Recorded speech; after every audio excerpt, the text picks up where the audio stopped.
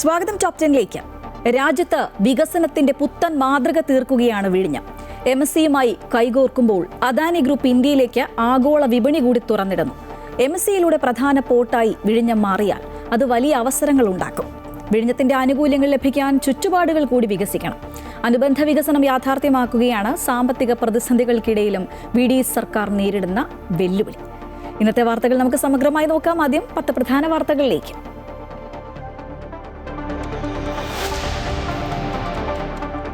വിഴിഞ്ഞം തുറമുഖത്തിന് വൻ വിദേശ നിക്ഷേപം. MSC കപ്പൽ കമ്പനി അദാനിയുമായി കൈകോർക്കുന്നു. 49% ഓഹരി MSC സ്വന്തമാക്കും. 27,000 കോടി രൂപയുടെ പദ്ധതിയിൽ MSC നിക്ഷേപിക്കുക 13,000 കോടി. കേരളത്തിൽ വരുന്ന ഏറ്റവും വലിയ വിദേശ നിക്ഷേപം.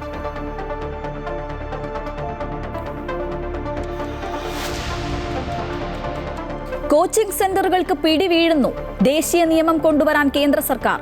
JEE, NEET, CUET പരീക്ഷകൾ പരിഷ്കരിക്കും. പരസ്യങ്ങൾക്ക് കടിഞ്ഞാൺ. സ്കൂൾ വിദ്യാർത്ഥികൾക്ക് കോച്ചിംഗ് പരമാവധി 3 മണിക്കൂർ മാത്രം. തീവ്ര കോച്ചിംഗ് 12ാം ക്ലാസ്സിന് ശേഷം. നീറ്റ് പരീക്ഷ നടത്തിപ്പിലെ വീഴ്ചകൾക്കെതിരെ പ്രമേയം പാസാക്കി കേരള നിയമസഭ. FCRA ഭേദഗതിക്കെതിരെ നാളെ പ്രമേയം മുഖ്യമന്ത്രി അവതരിപ്പിക്കും.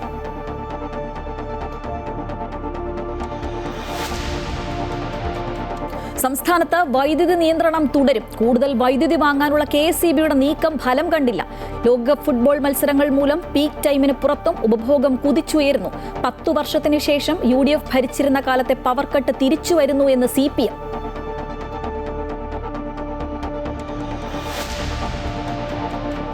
എൽനിനോ പ്രതിഭാസം ശക്തമാകുന്നു.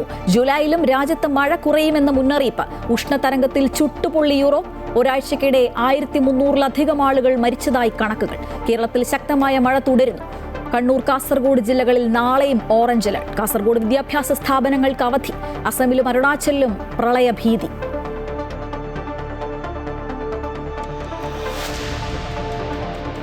വാഹന മോഡിഫിക്കേഷന് കേന്ദ്ര നിയമം ബാധകമെന്ന ഗതാഗത മന്ത്രി CP ജോൺ. കൂടുതൽ ഇളവുകൾ ഉണ്ടാകില്ല. അപകടകരം അല്ലാത്തവ അനുവദിക്കുമെന്നും മന്ത്രി. ഡൽഹിയിൽ പുതിയ ഇലക്ട്രിക് വാഹന നയം നാളെ മുതൽ പ്രാബല്യത്തിൽ. വായു മലിനീകരണം കുറയ്ക്കാൻ ഇലക്ട്രിക് വാഹന ഉടമകൾക്ക് നിരവധി ആനുകൂല്യങ്ങൾ.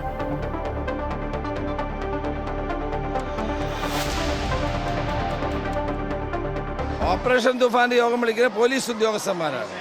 അല്ലാണ്ട് വേറൊരു യോഗം ആരും വിളിക്കില്ല. ഈ യോഗത്തെ പറ്റി എനിക്കറിയില്ല. ആര് വിളിച്ചു എന്നറിയില്ല, ആര് പങ്കെടുത്തു എന്നറിയില്ല. ഓപ്പറേഷൻ തൂഫാനിൽ K സുധാകരൻ വിളിച്ച യോഗത്തെ തള്ളി ആഭ്യന്തരമന്ത്രി രമേശ് ചെന്നിത്തല. യോഗം വിളിക്കാനുള്ള ചുമതല പോലീസിന്. ആഭ്യന്തര വകുപ്പിന്റേതല്ലാത്ത ഒന്നും ഓപ്പറേഷൻ തൂഫാന്റെ ലേബലിൽ വേണ്ട എന്ന് മന്ത്രി. സുധാകരന്റെ ലഹരി വിരുദ്ധ യോഗത്തിൽ പങ്കെടുത്തയാൾ ബാറിലെ സംഘർഷത്തിൽ വധശ്രമത്തിന് പിടി.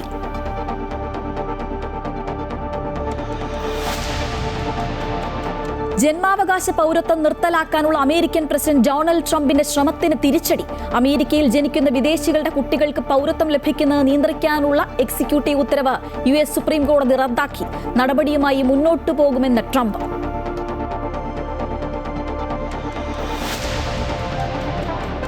ലോകകപ്പ് പ്രീ ക്വാർട്ടറിൽ ബ്രസീലിന്റെ എതിരാളികളെ ഇന്നറിയാം. നോർവേ ഐവറി കോസ്റ്റ് നോക്കൌട്ട് മത്സരം അല്പസമയത്തിനകം. ഫ്രാൻസ് സ്വീഡൻ മത്സരം പുലർച്ചെ 2:30.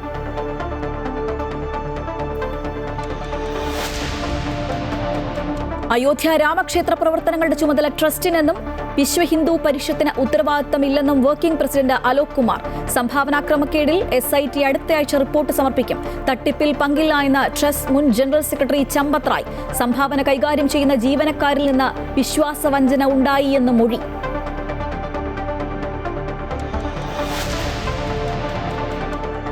Story of the day. കൗതുകത്തുടക്കം, കൈനിറയെ വിളവ്. ലോകത്തെ ഏറ്റവും വലിയ ഷിപ്പിംഗ് കമ്പനികളിൽ ഒന്നാണ് MSC. അവരുമായി കൈകോർക്കാൻ ഒരുങ്ങുകയാണ് അദാനി ഗ്രൂപ്പ്. അതായത് വിഴിഞ്ഞം തുറമുഖ വികസനത്തിൽ വമ്പൻ വിദേശ നിക്ഷേപം വരുന്നു എന്ന് സാരം. അദാനി പോർട്സ് ലിമിറ്റഡിന്റെ 49% ഓഹരി മെഡിറ്ററേനിയൻ ഷിപ്പിംഗ് കമ്പനിയായ MSC സ്വന്തമാക്കുകയാണ്. തുറമുഖ വളർച്ചയിലെ വൻ കുതിച്ചുചാട്ടം എന്നാണ് ഇതിനെ അദാനി പോർട്സ് അധികൃതർ വിശേഷിപ്പിക്കുന്നത്. വിഴിഞ്ഞം ആഗോള ഹബ്ബായി മാറുമെന്ന പ്രതീക്ഷയിലാണ് ഇതോടെ രാജ്യം. അതിവേഗം കുതിച്ചുപായുന്ന വികസന നേട്ടമാണ് ലോകത്തെ ഷിപ്പിംഗ് ഭീമന്മാരായ MSC കമ്പനിയിലൂടെ വിഴിഞ്ഞം തുറമുഖം കൈവരിക്കാൻ പോകുന്നത്. അദാനി പോർട്ട് ലിമിറ്റഡിന്റെ 49% ഓഹരിയാണ് MSC കമ്പനി ഏറ്റെടുക്കുന്നത്. ഇതിലൂടെ 27,000 കോടി രൂപയുടെ പദ്ധതിയിൽ MSCയുടെ നിക്ഷേപം 13,000 കോടി രൂപയായി മാറുകയാണ്. ഇത് സംസ്ഥാനത്തെ ഏറ്റവും വലിയ വിദേശ നിക്ഷേപം കൂടിയാണ്. MSCയുടെ തുറമുഖ ഓപ്പറേറ്റിംഗ് വിഭാഗമായ ടെർമിനൽ ഇൻവെസ്റ്റ്മെന്റ് ലിമിറ്റഡാണ് നിക്ഷേപം നടത്തുന്നത്. വമ്പൻ നിക്ഷേപം വരുന്നതോടെ വിഴിഞ്ഞത്തിന്റെ സ്ഥാപിത ശേഷി വലിയ തോതിൽ ഉയരും. നിലവിൽ 16 ലക്ഷം TEU ശേഷിയുള്ള തുറമുഖം വികസനത്തിലൂടെ 3.5 മടങ്ങ് ഉയർന്ന 57 ലക്ഷം TEUയിലേക്ക് വർദ്ധിക്കും.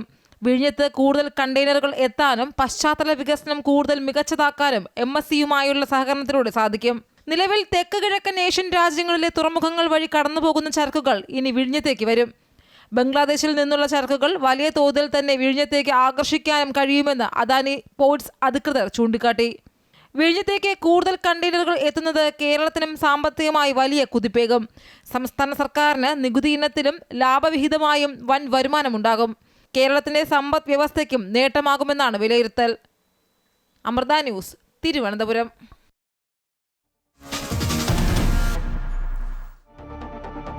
നീറ്റ് പരീക്ഷ ഇത്തവണ അത്ര നീറ്റായില്ല എന്നറിയിച്ച് കേന്ദ്ര സർക്കാരിനെതിരെ പ്രമേയം പാസാക്കിയിരിക്കുകയാണ് കേരള നിയമസഭ. ലക്ഷക്കണക്കിന് വിദ്യാർത്ഥികളെയും രക്ഷിതാക്കളെയും ആശങ്കയിലാക്കിയ ഈ ക്രമക്കേടിൽ ഉത്തരവാദികൾക്കെതിരെ നടപടി വേണമെന്നും പരീക്ഷാ സമ്പ്രദായം സമഗ്രമായി പരിഷ്കരിക്കണമെന്നും പ്രമേയം ആവശ്യപ്പെടുന്നു. എന്നാൽ സംയോജിത ഇടപെടൽ നടത്തിയ കേന്ദ്ര സർക്കാരിനെ പ്രശംസിക്കുന്നു എന്ന ഭേദഗതി പ്രമേയത്തിൽ ഉൾപ്പെടുത്തണം എന്നായിരുന്നു BJP അംഗം വി മുരളീധരന്റെ ആവശ്യം. ആ നിർദ്ദേശം സഭ വോട്ടിനിട്ട് തള്ളി. നീറ്റ് പരീക്ഷാ നടത്തിപ്പിലുണ്ടായത് ഗുരുതര വീഴ്ചയാണെന്നും കുറ്റക്കാർക്കെതിരെ കർശന നടപടി സ്വീകരിക്കണമെന്നും പരീക്ഷാ സംവിധാനം പരിഷ്കരിക്കണമെന്നും കേന്ദ്രത്തോട് ആവശ്യപ്പെടുന്നതാണ് കേരള നിയമസഭ പാസാക്കിയ പ്രമേയം. ലക്ഷക്കണക്കിന് വിദ്യാർത്ഥികളെയും രക്ഷിതാക്കളെയും ആശങ്കപ്പെടുത്തുകയും മാനസികമായി തളർത്തുകയും ചെയ്ത ദൗർഭാഗ്യകരമായ സംഭവമെന്ന് പ്രമേയം അവതരിപ്പിച്ചുകൊണ്ട് ഉന്നത വിദ്യാഭ്യാസ മന്ത്രി റോജി എം ജോൺ ചൂണ്ടിക്കാട്ടി. കഴിഞ്ഞ 3 വർഷത്തിനിടെ നിരവധി വിദ്യാർത്ഥികൾ രാജ്യത്ത് ആത്മഹത്യ ചെയ്തുവെന്നും മന്ത്രി പറഞ്ഞു. ഗുരുതരമായ ക്രമക്കേടുകൾ പുറത്തുവന്നിട്ടും ഗൗരവം അംഗീകരിക്കാതെ ഫലപ്രദമായ ഇടപെടൽ നടത്തുന്നതിൽ കേന്ദ്ര സർക്കാർ വീഴ്ച വരുത്തിയെന്നും ഇത് പ്രതിഷേധാർഹമാണെന്നും പ്രമേയത്തിൽ കുറ്റപ്പെടുത്തി. പരീക്ഷാ നടത്തിപ്പിലെ ഗുരുതരമായ വീഴ്ചകളും ക്രമക്കേടുകളും പുറത്തു വന്നിട്ടും അവയുടെ ഗൗരവം യഥാസമയം അംഗീകരിക്കാതെ ഫലപ്രദമായ തിരുത്തൽ നടപടികൾ സ്വീകരിക്കുന്നതിൽ വീഴ്ച വരുത്തിയ കേന്ദ്ര സർക്കാരിന്റെയും ബന്ധപ്പെട്ട കേന്ദ്ര ഏജൻസികളുടെയും സമീപനം പ്രതിഷേധാർഹമാണ്.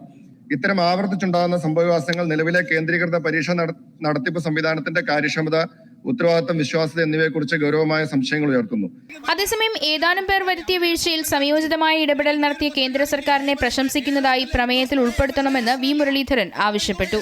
പരീക്ഷാ നടത്തിപ്പിൽ ഏതാനും ചിലർ വരുത്തിയ വീഴ്ചയിൽ സമയോചിതമായും ഫലപ്രദമായും ഇടപെട്ട കേന്ദ്ര സർക്കാരിന്റെയും കേന്ദ്ര ഏജൻസികളുടെയും ഇടപെടലിനെ ഈ സഭ പ്രശംസിക്കുന്നു. വി മുരളീധരൻ ഉൾപ്പെടെ 3 അംഗങ്ങൾ ഭേദഗതി നിർദ്ദേശിച്ചുവെങ്കിലും അവ 3ഉം ശബ്ദ വോട്ടിനിട്ട് സഭ തള്ളുകയായിരുന്നു. അതേസമയം പ്രതിപക്ഷം പ്രമേയത്തെ പിന്തുണച്ചു.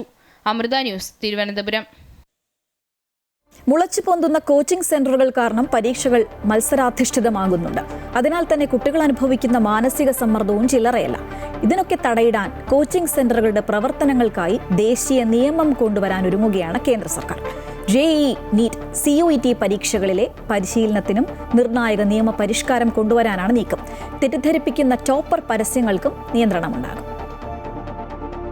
JEE, NEET, CUET പരീക്ഷകളിലും പരിശീലനത്തിനും നിർണായക മാറ്റങ്ങളും നിയന്ത്രണങ്ങളും ഏർപ്പെടുത്താനാണ് കേന്ദ്ര സർക്കാർ ആലോചിക്കുന്നത്. കോച്ചിംഗ് സെന്ററുകളുടെ പ്രവർത്തനത്തിനായി ദേശീയ തലത്തിൽ ഏകീകൃത നിയമം കൊണ്ടുവരും. ചോദ്യപേപ്പർ ചോർച്ചയെ തുടർന്നുള്ള വിവാദങ്ങളുടെ പശ്ചാത്തലത്തിൽ കൂടിയാണ് തീരുമാനം. കോച്ചിംഗ് സെന്ററുകൾ അധ്യാപകരുടെ യോഗ്യത, യഥാർത്ഥ വിജയനിരക്ക് എന്നിവ വെളിപ്പെടുത്തണമെന്ന് നിയമത്തിൽ വ്യക്തമാക്കും. കോച്ചിംഗ് സെന്ററുകളുടെ തെറ്റിദ്ധരിപ്പിക്കുന്ന ടോപ്പർ പരസ്യങ്ങൾക്കും നിയന്ത്രണമുണ്ടാകും. സ്കൂൾ വിദ്യാർത്ഥികൾക്ക് 3 മണിക്കൂർ വരെ കോച്ചിംഗ് പരിധി നിശ്ചയിക്കും. കൂടാതെ 12ാം ക്ലാസ്സിന് ശേഷം മാത്രം തീവ്ര കോച്ചിംഗ് നൽകാവൂ എന്നതടക്കമുള്ള നിർദ്ദേശങ്ങളും നിയമത്തിന്റെ പരിധിയിൽ വരും. ഇക്കാര്യത്തിൽ കേന്ദ്ര വിദ്യാഭ്യാസ മന്ത്രാലയം നിയോഗിച്ച സമിതി സമർപ്പിക്കുന്ന റിപ്പോർട്ടിന്റെ അടിസ്ഥാനത്തിലാകും അന്തിമ തീരുമാനം. പുതിയ നിയമത്തിലൂടെ കോച്ചിംഗ് സെന്ററുകളുടെ പ്രവർത്തനത്തിൽ സുതാര്യതയും ഉത്തരവാദിത്വവും ഉറപ്പാക്കുകയാണ് ലക്ഷ്യം. അമൃത ന്യൂസ്, ന്യൂഡൽഹി.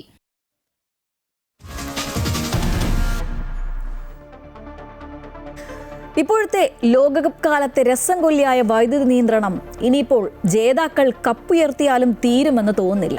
കാരണം സംസ്ഥാനത്ത് വൈദ്യുതി നിയന്ത്രണം നീളുമെന്നറിയിച്ചിരിക്കുകയാണ് KSEB. 10 വർഷം മുമ്പത്തെ ഇരുട്ടിലേക്ക് കേരളം വീണ്ടും പോകുന്നു എന്ന വിമർശനം ഉയർത്തുകയാണ് MV ഗോവിന്ദൻ. കൂടുതൽ തുകയ്ക്ക് വൈദ്യുതി വാങ്ങാൻ റെഗുലേറ്ററി കമ്മീഷന്റെ അനുമതി ലഭിച്ചു എന്നാണ് വൈദ്യുതി മന്ത്രി സണ്ണി ജോസഫിന്റെ പ്രതികരണം. സംസ്ഥാനത്ത് മഴ കുറഞ്ഞതാണ് നിലവിലെ വൈദ്യുത പ്രതിസന്ധിയുടെ കാരണമായി KSEB വ്യക്തമാക്കുന്നത്. കഴിഞ്ഞ വർഷം ഇതേ സമയം സംസ്ഥാനത്തെ ഡാമുകളിൽ 60% ജലമുണ്ടായിരുന്നത് ഇപ്പോൾ 20%-ആയി മാറി. മാർച്ച് മുതൽ മെയ് വരെ അന്യസംസ്ഥാനങ്ങളിൽ നിന്നും വാങ്ങിയ വൈദ്യുതി സർക്കാരിന് ജൂലൈ 15-നുള്ളിൽ തിരികെ നൽകുകയും വേണം. ഇതോടെ സംസ്ഥാനത്ത് കടുത്ത വൈദ്യുത പ്രതിസന്ധി നിലനിൽക്കുകയാണെന്നും കൂടുതൽ വിലയ്ക്ക് വൈദ്യുതി വാങ്ങാൻ റെഗുലേറ്ററി കമ്മീഷൻ അനുമതി നൽകിയതായും പ്രതിസന്ധി പരിഹരിക്കാൻ സത്വര നടപടി സ്വീകരിക്കുമെന്നും മന്ത്രി സണ്ണി ജോസഫ് പറഞ്ഞു. ഈ പ്രതിസന്ധി മറികടക്കുന്നതിന് വേണ്ടി കൂടുതൽ വില കൊടുത്ത് പകൽ സമയത്ത് 19 പൈസ കിട്ടുന്ന വൈദ്യുതി രാത്രി നമുക്ക് 10 രൂപ കൊടുത്താൽ പോലും കിട്ടാനില്ല. കൂടുതൽ വില കൊടുത്ത് വൈദ്യുതി വാങ്ങുന്നതിന് അതിൻ്റെ നിയമമനുസരിച്ച് റെഗുലേറ്ററി കമ്മീഷനുമായിട്ട് അപേക്ഷ നൽകി ഹിയറിംഗ് നടത്തി ഇന്നലെ അതിന് അനുമതി കിട്ടിയിരിക്കുകയാണ്. എത്രയും വേഗത്തിൽ ഈ വിഷയത്തിന് പരിഹാരം ഉണ്ടാക്കും. പ്രയാസങ്ങൾ ചെറുതായിട്ടുണ്ടായി, അത് പരിഹരിക്കാനുള്ള സത്വര നടപടികളുമായിട്ട് മുന്നോട്ട് പോവുകയാണ്. അതേസമയം 10 വർഷം മുമ്പുള്ള ഇരുട്ടിലേക്ക് കേരളം തിരികെ പോവുകയാണെന്ന് CPM സംസ്ഥാന സെക്രട്ടറി MV ഗോവിന്ദൻ പറഞ്ഞു. ഇപ്പോഴത്തെ പ്രതിസന്ധിക്ക് കാരണം ആസൂത്രണത്തിലെ പിഴവാണെന്നും MV ഗോവിന്ദൻ കുറ്റപ്പെടുത്തി. ആസൂത്രണത്തിലെ ഈ പിഴവ് പരിഹരിക്കാൻ കഴിയാത്ത സാഹചര്യമാണ് കേരളത്തെ ഇരുട്ടിലേക്ക് ആഴ്ത്തുന്നതിനിടയാക്കിയത് എന്നത് നമുക്ക് അറിയാം. സെപ്റ്റംബർ മാസം ഒഴിച്ച് ജൂലൈ മുതൽ ഡിസംബർ വരെ കൂടുതൽ നിരക്കിൽ വൈദ്യുതി വാങ്ങാനാണ് റെഗുലേറ്ററി കമ്മീഷൻ KSEBിക്ക് അനുമതി നൽകിയിരിക്കുന്നത്. അമൃത ന്യൂസ്, തിരുവനന്തപുരം.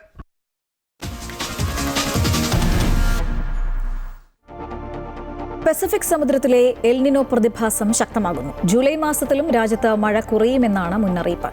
1901 ശേഷമുള്ള 5ാമത്തെ ഏറ്റവും വരണ്ട ജൂണാണ് ഇത്തവണത്തേത്. മഴയിൽ 39% കുറവാണ് രേഖപ്പെടുത്തിയത്. കാർഷിക മേഖലയെയും സമ്പദ് വ്യവസ്ഥയെയും മഴക്കുറവ് കാര്യമായി ബാധിക്കുമെന്ന ആശങ്ക നിലനിൽക്കുന്നതിനിടയിലാണ് ജൂലൈയിലും മഴ കുറയുമെന്നുള്ളൊരു മുന്നറിയിപ്പ് വന്നിരിക്കുന്നത്. മധ്യ പടിഞ്ഞാറൻ വടക്കൻ ഇന്ത്യയുടെ ഭൂരിഭാഗം പ്രദേശങ്ങളിലും മഴ കുറയാൻ സാധ്യതയുണ്ടെങ്കിലും വടക്ക് പടിഞ്ഞാറൻ ഇന്ത്യയിലും മധ്യ കിഴക്കൻ ഇന്ത്യയിലും സാധാരണ മഴ ലഭിച്ചേക്കാമെന്നാണ് പ്രവചനം. യൂറോപ്യൻ രാജ്യങ്ങളിൽ അതിശക്തമായ ഉഷ്ണതരംഗമാണ്. ഒരാഴ്ചയുള്ള കനത്ത ചൂടിൽ 1300-ലധികം മരണങ്ങൾ രേഖപ്പെടുത്തി. താപനില 40 ഡിഗ്രി സെൽഷ്യസിന് മുകളിൽ ഉയർന്നതോടെ ജനജീവിതം പൂർണ്ണമായും സ്തംഭിച്ചു. ശാസ്ത്രലോകത്തിന്റെ വിലയിരുത്തലനുസരിച്ച് ഹീറ്റ് ഡോം, ഒമേഗ ബ്ലോക്ക് എന്നീ അന്തരീക്ഷ പ്രതിഭാസങ്ങളാണ് ഉഷ്ണതരംഗത്തിന് കാരണം. ചൂടുള്ള വായുവിനെ ഒരു കുടത്തിനുള്ളിൽ എന്ന പോലെ പുറത്തേക്ക് പോകാനാകാത്ത വിധം അന്തരീക്ഷത്തിൽ കുടുക്കിയിടുന്നതാണ് ഈ അവസ്ഥ. കഠിനമായ ഉഷ്ണതരംഗത്തിൽ യൂറോപ്യൻ രാജ്യങ്ങളുടെ ആരോഗ്യമേഖല തകിടം മറിഞ്ഞിരിക്കുകയാണ്. പാരീസ്, റോം, വെനീസ്, മിലാൻ എന്നിവിടങ്ങളിലെ ആശുപത്രികളിൽ എമർജൻസി വിഭാഗങ്ങളിലെത്തുന്ന രോഗികളുടെ എണ്ണത്തിൽ 1/3 വർധനവുണ്ടായി. 65 വയസ്സിന് മുകളിൽ പ്രായമായവരും കെയർ ഹോമുകളിൽ കഴിയുന്നവരുമാണ് ഉഷ്ണതരംഗത്തിന്റെ പ്രധാന ഇരകൾ. കടുത്ത ചൂടിൽ നിന്ന് ആശ്വാസം തേടി നദികളിലും തടാകങ്ങളിലും നീന്താനിറങ്ങിയവരാണ് ആദ്യഘട്ടത്തിൽ മരിച്ചത്. യൂറോപ്പിലെ പ്രധാന നദികളായ ഡാന്യൂബും പോ നദിയും വറ്റിവരണ്ടു. പ്രതിസന്ധി രൂക്ഷമായതോടെ ഫ്രാൻസിൽ സ്കൂളുകളും വിനോദസഞ്ചാര കേന്ദ്രങ്ങളും താൽക്കാലികമായി അടച്ചുപൂട്ടി.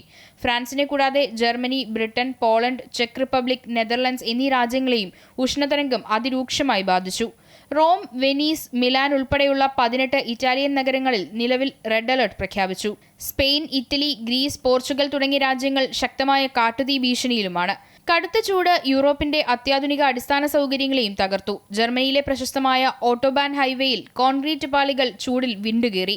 ഉരുകിയൊലിക്കുന്ന ട്രാഫിക് ലൈറ്റുകൾ, വിണ്ടുകീറിയ റോഡുകൾ, വളഞ്ഞു തുടങ്ങിയ റെയിൽവേ ട്രാക്കുകൾ എന്നിങ്ങനെ ഗതാഗതത്തെയും ഉഷ്ണതരംഗം പ്രതികൂലമായി ബാധിച്ചു. ഫ്രാൻസിൽ കടുത്ത ചൂടിന് പിന്നാലെയുണ്ടായ കൊടുങ്കാറ്റിലും ഇടിമിന്നലിലും 36,000-ഓളം വീടുകളിൽ വൈദ്യുതി വിതരണം പൂർണ്ണമായും തടസ്സപ്പെട്ടു. ആണവ റിയാക്ടറുകൾ തണുപ്പിക്കാൻ ഉപയോഗിക്കുന്ന നദിയിലെ വെള്ളത്തിന്റെ താപനില ഉയർന്നതോടെ ഹംഗറിയിലെ പാക്സ് ആണവ നിലയത്തിലും ഫ്രാൻസിലെ ചില ആണവ നിലയങ്ങളിലും ഉത്പാദനം കുറച്ചിരിക്കുകയാണ്. News desk, Amrita news.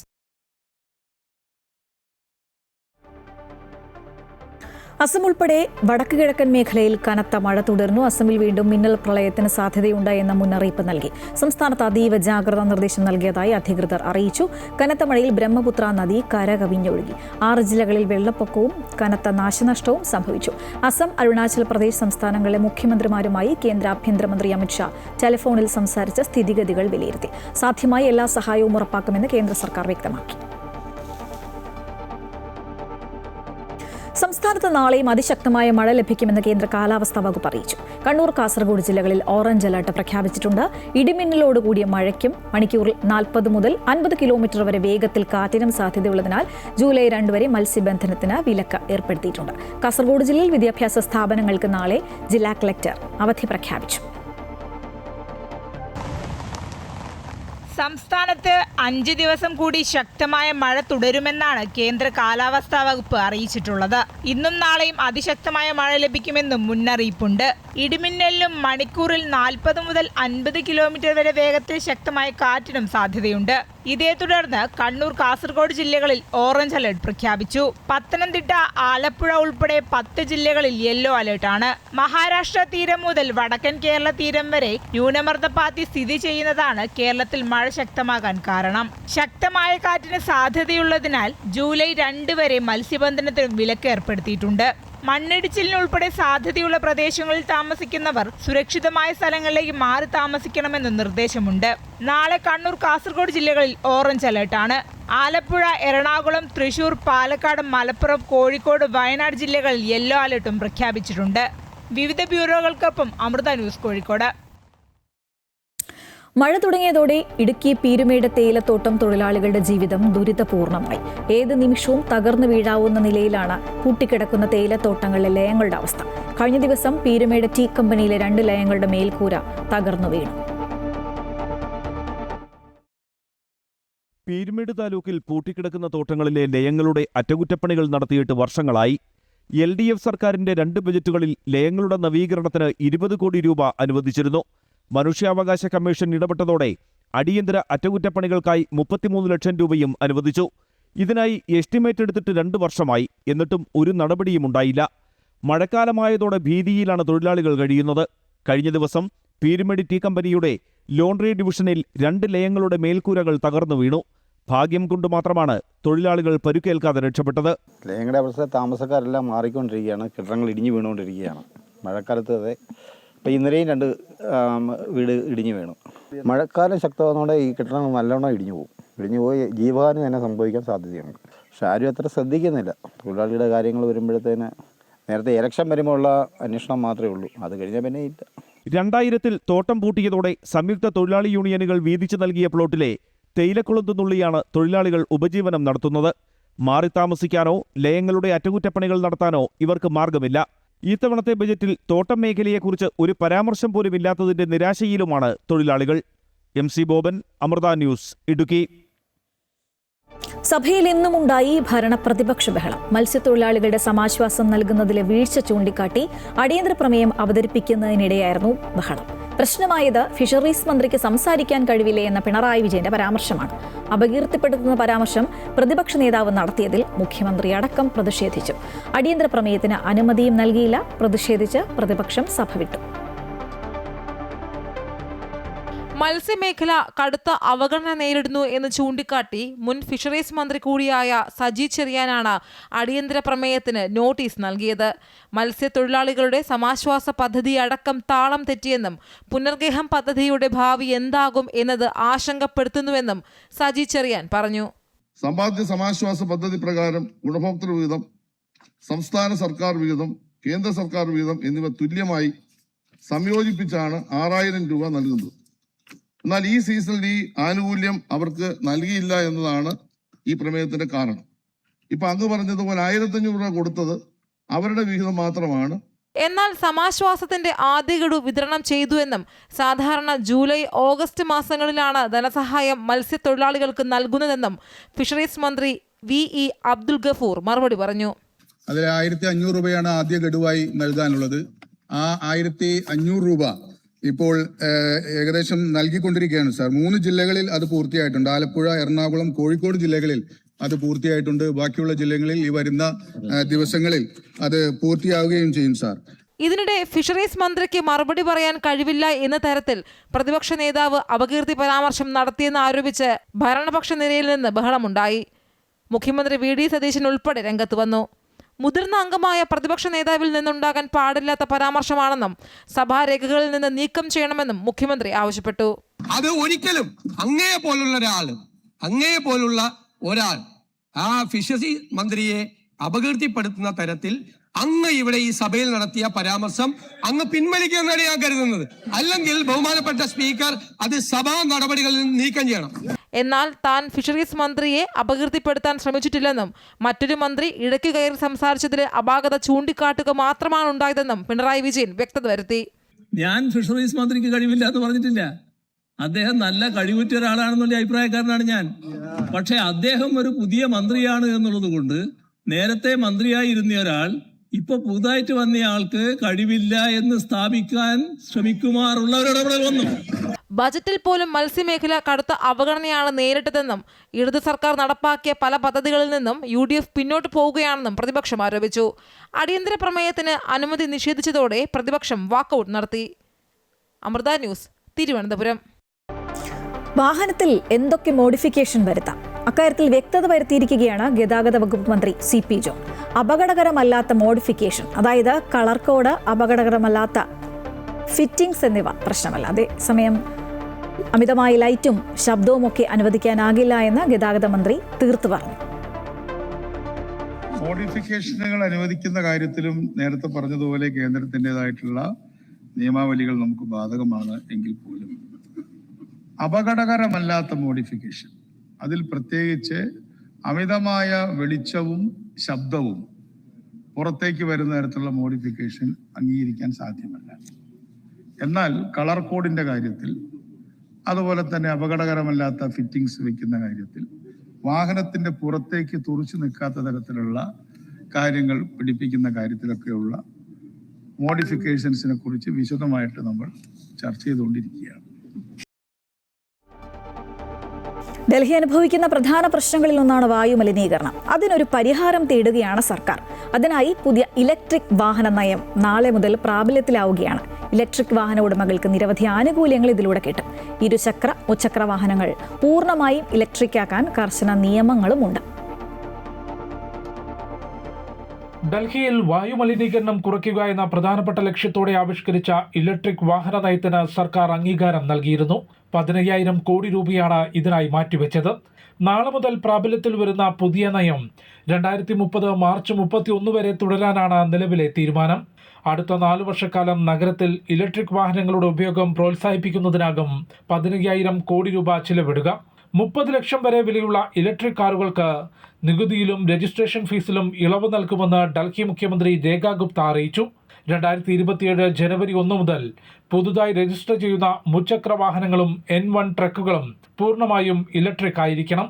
ഇരുചക്ര വാഹനങ്ങൾക്ക് ഇത് 2028 ഏപ്രിൽ 1 മുതൽ നിർബന്ധമാക്കും. ഇലക്ട്രിക് വാഹന ഉടമകൾക്ക് ആനുകൂല്യവും ലഭ്യമാകും. ആദ്യ 3 വർഷങ്ങളിൽ ഇരുചക്ര വാഹനങ്ങൾക്ക് യഥാക്രമം 30,000, 20,000, 10,000 എന്നിങ്ങനെയും മുച്ചക്ര വാഹനങ്ങൾക്ക് 50,000, 40,000, 30,000 എന്നിങ്ങനെയും ബോണസ് ലഭിക്കും. BS4 നിലവാരമുള്ള 4 ചക്ര വാഹനങ്ങൾ പൊളിക്കുമ്പോൾ 1 ലക്ഷം രൂപ വരെ സ്ക്രാപ്പിംഗ് ഇൻസെന്റീവായും ലഭിക്കും. ആനുകൂല്യങ്ങൾക്കായി ഓൺലൈൻ മുഖേന അപേക്ഷിക്കാൻ പോർട്ടലും സജ്ജമാക്കും. 32,000 പുതിയ ഇലക്ട്രിക് ചാർജിംഗ് പോയിന്റുകൾ സ്ഥാപിക്കാനും തീരുമാനിച്ചിട്ടുണ്ട്. വാഹനങ്ങൾ പൂർണ്ണമായും ഇലക്ട്രിക് രീതിയിലേക്ക് മാറ്റിക്കൊണ്ട് മലിനീകരണ തോത് കുറയ്ക്കുകയാണ് സർക്കാരിന്റെ ലക്ഷ്യം. അമൃത ന്യൂസ്, ന്യൂഡൽഹി.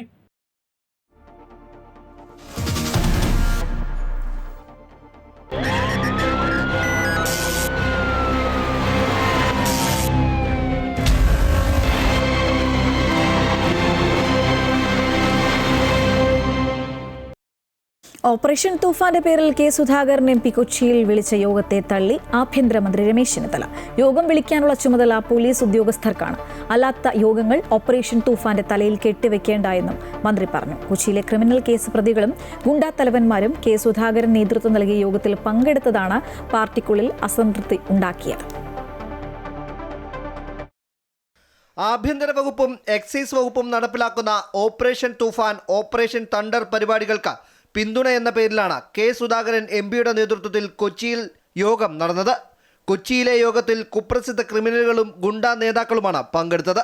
മട്ടാഞ്ചേരി ഹാരിസ്, തോക്കുകേസ് പ്രതി റിയാസ്, പുലി നസീർ, ബ്യൂട്ടി പാർലർ വെടിവെപ്പ് കേസിലെ പ്രതി ബിലാൽ തുടങ്ങിയവരാണ് യോഗത്തിൽ ഉണ്ടായിരുന്നത്.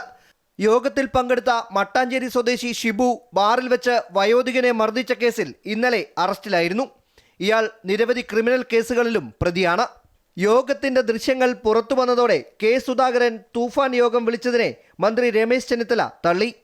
യോഗത്തെപ്പറ്റി അറിയില്ലെന്നും പോലീസ് ഉദ്യോഗസ്ഥരാണ് യോഗങ്ങൾ വിളിക്കേണ്ടതെന്നും അല്ലാത്ത യോഗങ്ങൾ ഓപ്പറേഷൻ തൂഫാന്റെ തലയിൽ കെട്ടിവെക്കേണ്ടെന്നും മന്ത്രി പറഞ്ഞു. നിങ്ങൾക്ക് അങ്ങനെ തോന്നുന്നുണ്ടോ ആഭ്യന്തര വകുപ്പ് അങ്ങനെ യോഗം കൂടുമെന്ന്? എനിക്കറിയില്ല. ആരുടെ യോഗമാണെന്ന് പറയില്ല, ആര് വിളിച്ചെന്നും അറിയില്ല. ഓപ്പറേഷൻ തൂഫാന്റെ യോഗം വിളിക്കുന്ന പോലീസ് ഉദ്യോഗസ്ഥന്മാരാണ്, അല്ലാണ്ട് വേറൊരു യോഗം ആരും വിളിക്കില്ല. അതൊക്കെ ഔദ്യോഗികമായി പോലീസിൻ്റെ ഉന്നത ഉദ്യോഗസ്ഥന്മാർ അറിഞ്ഞേ ഞങ്ങൾ യോഗം വിളിക്കാറുള്ളൂ. ഈ യോഗത്തെ പറ്റി എനിക്കറിയില്ല, ആര് വിളിച്ചു എന്നറിയില്ല, ആര് പങ്കെടുത്തു എന്നറിയില്ല. അതുപോലെ ഏതായാലും ആ യോഗമൊന്നും ഓപ്പറേഷൻ തുഫാൻ്റെ തലയിൽ കെട്ടിവെക്കേണ്ട. ഓപ്പറേഷൻ തുഫാനെ തകർക്കാൻ ആര് വിചാരിച്ചാലും നടക്കില്ല. ഞങ്ങൾ ശക്തമായി തന്നെ മുന്നോട്ട് പോകും. തങ്ങളുടെ അറിവോടെയല്ല കെ സുധാകരൻ യോഗം വിളിച്ചതെന്ന കോൺഗ്രസ് എറണാകുളം ജില്ലാ നേതൃത്വവും വ്യക്തമാക്കിയിട്ടുണ്ട്. അതേസമയം മന്ത്രി രമേശ് ചെന്നിത്തലയുടെ പ്രസ്താവനയോട് പ്രതികരിക്കാൻ കെ സുധാകരൻ MP തയ്യാറായിട്ടില്ല. സംസ്ഥാന സർക്കാരിൻ്റെ പരിശ്രമങ്ങളുടെ ഭാഗമാകാൻ യോഗത്തിൽ കെ സുധാകരൻ ആവശ്യപ്പെട്ടു. യോഗത്തിൻ്റെ ദൃശ്യങ്ങൾ സമൂഹ മാധ്യമങ്ങളിൽ പ്രചരിച്ചതിന് പിന്നാലെയാണ് കോൺഗ്രസ് നേതാക്കൾക്കിടയിൽ വിമർശനം ഉയർന്നത്. നടന്നത് അനൗദ്യോഗിക യോഗം മാത്രമാണെന്നാണ് സുധാകരൻ്റെ അടുത്ത വൃത്തങ്ങൾ പറയുന്നത്. അമൃത ന്യൂസ്, തിരുവനന്തപുരം. ഓപ്പറേഷൻ തൂഫാന്റെ ഭാഗമായി തലസ്ഥാനത്ത് വീണ്ടും വൻ ലഹരിവേട്ട. കോവളം ബൈപ്പാസിൽ വെച്ച് 120 ഗ്രാം MDMAയും ഹാഷിഷ് ഓയിലും കഞ്ചാവുമായി 2 യുവാക്കൾ പിടിയിലായി. അഖിൽ, സച്ചു എന്നിവരാണ് പോലീസിന്റെ പിടിയിലായത്.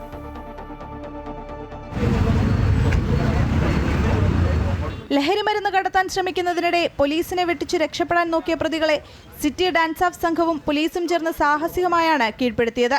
തുമ്പ സ്വദേശികളായ അഖിൽ, അച്ചു എന്നിവരാണ് പോലീസിന്റെ പിടിയിലായത്. ബാംഗ്ലൂരിൽ നിന്നും വരികയായിരുന്ന ഇവരെ കോവളം ജംഗ്ഷനിൽ വെച്ച് പിടികൂടുകയായിരുന്നു. മുൻകൂട്ടി ലഭിച്ച വിവരത്തിന്റെ അടിസ്ഥാനത്തിലായിരുന്നു പരിശോധന. ഇവരിൽ നിന്നും 120 ഗ്രാം MDMA, ഹാഷിഷ് ഓയിൽ, കഞ്ചാവ് എന്നിവ പിടിച്ചെടുത്തു. പ്രതികളെക്കുറിച്ചും ഇവർക്ക് ലഹരിമരുന്ന് എത്തിച്ചു നൽകിയ ഉറവിടങ്ങളെക്കുറിച്ചും പോലീസ് കൂടുതൽ അന്വേഷണം നടത്തിവരികയാണ്. അമൃത ന്യൂസ്, തിരുവനന്തപുരം. കോഴിക്കോട് മുക്കത്ത് 2.25 കിലോയിലധികം MDMA പിടികൂടിയ സംഭവത്തിൽ ഒരു സ്ത്രീ കൂടി അറസ്റ്റിലായി. നീലേശ്വരം മാങ്ങാപ്പൊയിൽ സ്വദേശിനി ഖദീജയെയാണ് താമരശ്ശേരി പോലീസ് അറസ്റ്റ് ചെയ്തത്. കേസിൽ മുഖ്യപ്രതിയായ മുണ്ടുപാറ സ്വദേശി മുഹമ്മദ് ഹനീഫയെ ഏപ്രിൽ മാസത്തിൽ പിടികൂടിയിരുന്നു. ഹനീഫയുടെ മയക്കുമരുന്നുമായി ബന്ധപ്പെട്ട പണമിടപാടുകൾ ഖദീജയുടെ അക്കൗണ്ട് മുഖേനയാണ് നടത്തിയിരുന്നത്.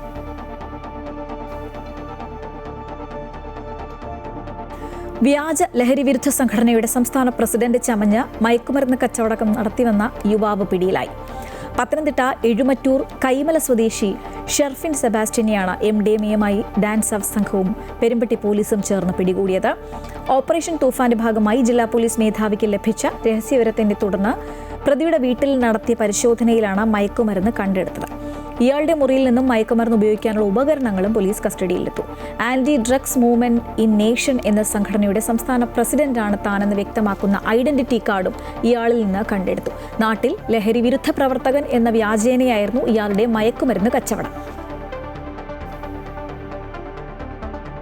കൊല്ലത്ത് അനധികൃത വിൽപ്പനയ്ക്കായി സൂക്ഷിച്ചിരുന്ന 20 ലിറ്ററോളം ഇന്ത്യൻ നിർമ്മിത വിദേശ മദ്യം പിടികൂടി. പുള്ളിക്കട കോളനിയിൽ CC കുട്ടൻ എന്നറിയപ്പെടുന്ന രതീഷിന്റെ വീട്ടിൽ നിന്നാണ് 2 ബാഗുകളായി സൂക്ഷിച്ചിരുന്ന 375 മില്ലി ലിറ്ററിന്റെ 55 കുപ്പി മദ്യം പിടിച്ചെടുത്തത്. സിറ്റി പോലീസ് കമ്മീഷണറുടെ പ്രത്യേക അന്വേഷണ സംഘമായ ഡാൻസ് ആഫിന് ലഭിച്ച രഹസ്യവിവരത്തെ തുടർന്ന് വീട് വളഞ്ഞാണ് പരിശോധന നടത്തിയത്. ബിവറേജസ് കോർപ്പറേഷനിൽ നിന്ന് സുഹൃത്തുക്കളെ ഉപയോഗിച്ച് മദ്യം വാങ്ങി ശേഖരിച്ച ശേഷം അവധി ദിവസങ്ങളിൽ കുപ്പിയൊന്നിന് 200 രൂപയിലധികം അധിക വില ഈടാക്കി വിൽപ്പന നടത്തിയിരുന്നുവെന്നും പോലീസ് പറയുന്നു. ഇയാൾക്കെതിരെ ഈസ്റ്റ് വെസ്റ്റ് പോലീസ് സ്റ്റേഷനുകളിൽ ഉൾപ്പെടെ നിരവധി ക്രിമിനൽ കേസുകൾ നിലവിലുണ്ട്.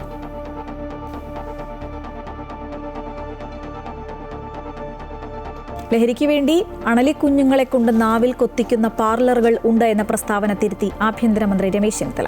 മന്ത്രിയുടെ പരാമർശത്തിലെ തെറ്റ് ചൂണ്ടിക്കാട്ടിയ ഡോക്ടർ ഷിംന അസീസിന്റെ തിരുത്ത് സ്വീകരിക്കുന്നതായി ചെന്നിത്തല ഫേസ്ബുക്കിൽ കുറിച്ചു.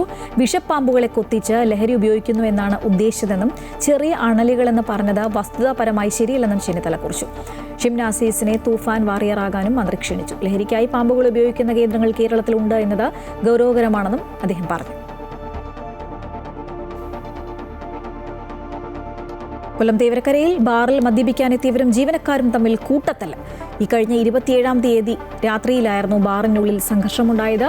വാക്കുതർക്കത്തിൽ തുടങ്ങി കയ്യാങ്കളിയിൽ കലാശിക്കുകയായിരുന്നു. പ്രദേശവാസികളായ 2 പേരും ബാറിലെ ജീവനക്കാരനും തമ്മിലാണ് ആദ്യം തർക്കം തുടങ്ങിയത്. പിന്നീട് ബാറിലെ കൂടുതൽ ജീവനക്കാർ എത്തിയതോടെ തർക്കം രൂക്ഷമായി. ഒടുവിലാണ് ഇരുവിഭാഗവും തമ്മിൽ കൂട്ടയടി നടന്നത്. സംഘർഷത്തിൽ 7 പേർക്കെതിരെ കേസെടുത്തതായി തെക്കുംഭാഗം പോലീസ് അറിയിച്ചു.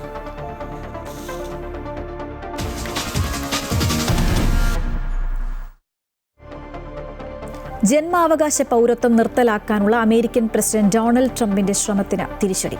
അമേരിക്കയിൽ ജനിക്കുന്ന വിദേശികളുടെ കുട്ടികൾക്ക് പൗരത്വം ലഭിക്കുന്നത് നിയന്ത്രിക്കാനുള്ള എക്സിക്യൂട്ടീവ് ഉത്തരവ് US സുപ്രീം കോടതി റദ്ദാക്കി. സുപ്രീം കോടതി ബെഞ്ചിലെ 9 ജഡ്ജിമാരിൽ 6 പേർ ട്രംപിന്റെ നയത്തെ എതിർത്തു. 3 പേർ അനുകൂലിച്ചു. US-ൽ താൽക്കാലിക വിസയിൽ താമസിക്കുന്നവരോ കൃത്യമായ രേഖകളില്ലാതെ താമസിക്കുന്നവരോ ആയ മാതാപിതാക്കൾക്ക് ജനിക്കുന്ന കുട്ടികൾക്ക് അമേരിക്കൻ പൗരത്വം നൽകേണ്ടതില്ല എന്നായിരുന്നു ട്രംപിന്റെ നിലപാട്. കോടതി വിധി എന്തായാലും നടപടിയുമായി മുന്നോട്ടു പോകുമെന്ന് ട്രംപ് പ്രതികരിച്ചു.